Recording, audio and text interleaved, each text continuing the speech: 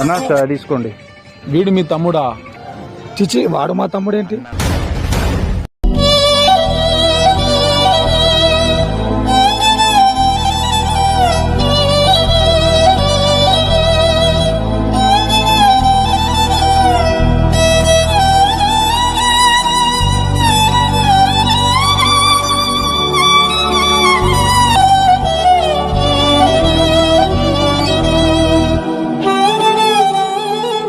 అన్నా తమ్ముడి అనుబంధం ఒకే గర్భాన రెండుగా అవతరించే ప్రేమానురాగం. అన్నని నాన్న అని పిలవలేం, కానీ నాన్నకు ఉన్నంత సహనం ఉంటుంది.